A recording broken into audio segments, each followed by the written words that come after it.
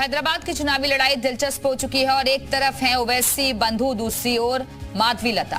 वहीं महाराष्ट्र के अमरावती से बीजेपी प्रत्याशी नवनीत राणा भी दोनों भाइयों के खिलाफ बिगुल फूंक रही हैं और एक बयान ओवैसी की ओर से आता है तो उसका पलटवार तुरंत नवनीत राणा की ओर से आता है। देखिए 24 के चुनाव में जुबानी जंग से जुड़ी ये खास रिपोर्ट।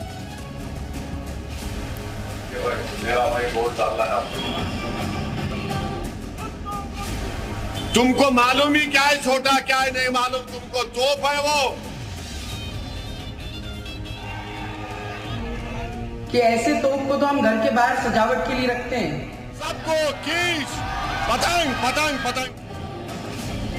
चुड़ी का बच्चा नहीं हूं, समझे? तुम जाल फेंकेंगे मैं जाल में आ जाऊंगा। जुबानी जंग के 3 किरदार, नवनीत राणा और ओवैसी बंधु।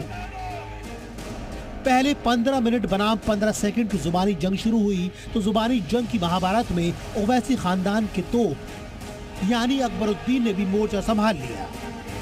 मेरे बाप ने मुझे बताया सही वक्त पे सही फैसले को ही सियासत है।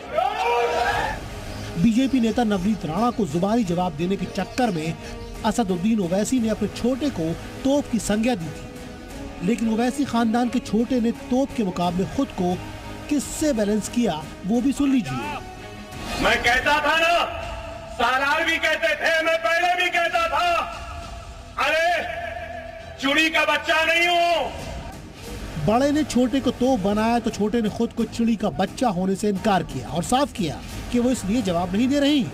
कल असदुद्दीन ओवैसी ने भी साफ किया था कि वो सिर्फ उन्हीं की सुनता है, उन्हीं से रुकता है। तो नवनीत राणा ने क्या जवाब दिया था वो भी सुन लीजिए। तुमको मालूम ही क्या है छोटा, क्या है नहीं मालूम तुमको, तोप है वो, बोर बच्चा है, सालार का बेटा है।